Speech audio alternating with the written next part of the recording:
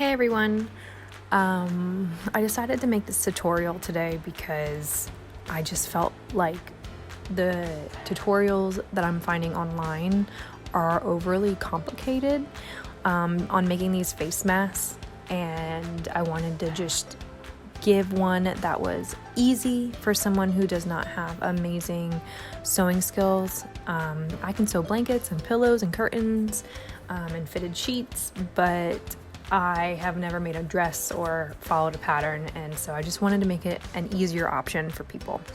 So here we go. So the supplies that you're going to need for this tutorial is a piece of fabric that's 8 by 14 inches. You're going to need a ruler to measure that out, obviously. You're going to need some pins. You don't need a whole lot. You're going to need an iron. Your iron's your main tool, so make sure you have that. You're going to need 2 elastic strips or straps, and then a sewing machine. So the 2 elastic straps are 8 inches. You will also need scissors to help you cut everything, but it's very, very easy, and so we're going to start. So I pre-cut this fabric to be the 8 by 14 inches that are needed. Make sure your fabric is ironed nice and flat. It will just be easier for you in the long run. You're going to start by flipping the fabric over so the pattern is against your table, and then you are going to fold the flaps over on the long edges. So try to keep your folded flap around 1/4 inch. Mine is about 1/2 inch right now, which is fine. Again, this is almost like a down and dirty way of making these face masks, and keeping it as simple as possible. So you're going to do both edges.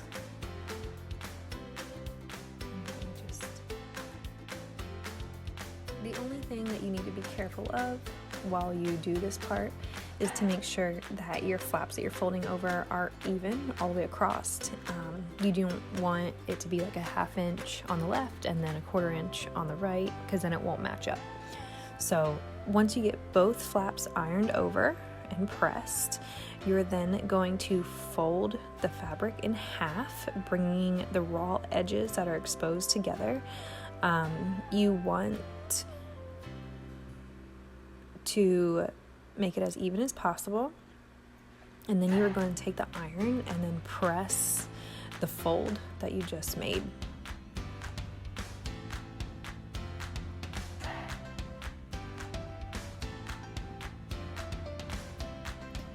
Now you can take just 2 pins. I have a hodgepodge set of pins. They are handed down from my mom. And so, they don't match. So just throw a bunch here. So just 2 pins to make sure it doesn't move on you while you're sewing. And you're going to go sew the raw edge at the very top together, making sure that you back stitch on both sides. Okay, so once you have back stitched that edge, you can take your scissors and trim off the excess thread. And then I just cut a little angle towards the inside, just to help make sure that corner doesn't get exposed once I flip it.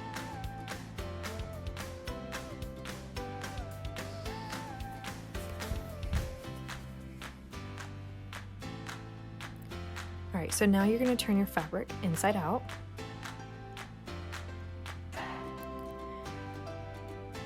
And because you pre-pressed the edges, it's going to almost look finished.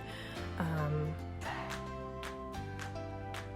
going to make sure that my pressed edges are still in place. I'm going to make the seam that I've sewed at the very bottom. I'm going to take my iron and I'm going to press it just to make it nice and flat.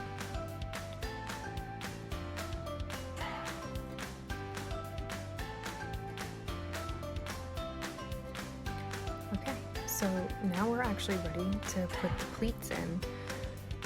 So I was not following any sort of pattern. I did not measure these out. I just kind of winged it. I am putting 2 different pleats in mine. This seemed to fit my face good. Some tutorials are calling for 3 pleats. I don't really think it matters because either way it completely unfolds.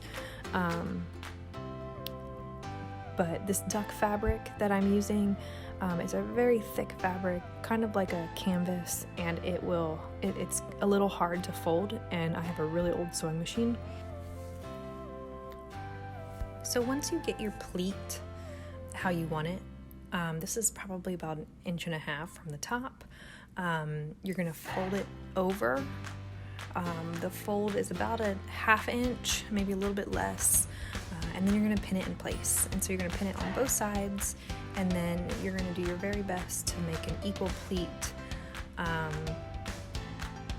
that matches what you just made. And then you're gonna pin that as well. You can also take your iron and pin at this point and just press it to help keep those pleats nice and sharp.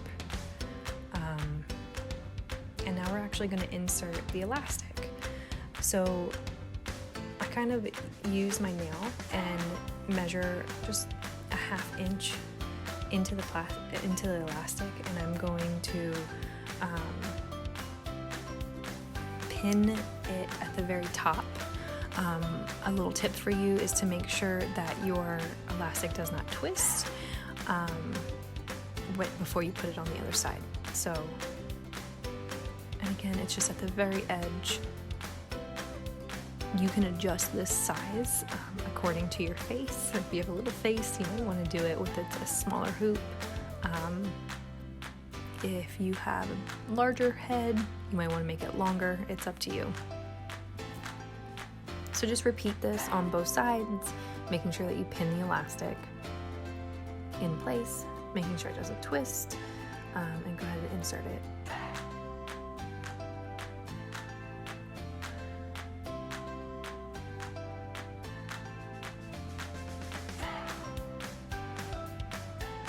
Okay, and so there's my little face mask. Now I am just going to go and I'm going to sew both edges, and I am going to backstitch that a 1/2 inch over top of both sides of the elastic. And I'll be right back. Okay, so again, my sewing skills aren't that awesome. I did it about a 1/4 edge from the folded pleats. I'm just going to remove my pins, and that is it. So I tried again to make this like the easiest tutorial ever. Make sure you trim up those extra threads for your finishing touches, and enjoy. I will put the instructions on the sizing for a smaller child's mask in the instructions below. If you have any questions, just let me know. Again, this is just a personal face mask. This is not a medical face mask. I know that some hospitals have lifted their restrictions, but you know, at least it's something. So if you don't have any elastic, I'm sure that you can use strips of fabric and make ties as well. I am out of elastic, and so I think that I'm going to try to make some strips to help. And then if you are using thinner fabric, not duck cotton, you can always insert an extra piece of fabric on the inside of the mask to help make it thicker as well. So I hope this helps y'all. Good luck making this mask, and I would love to see pictures of it. Thanks.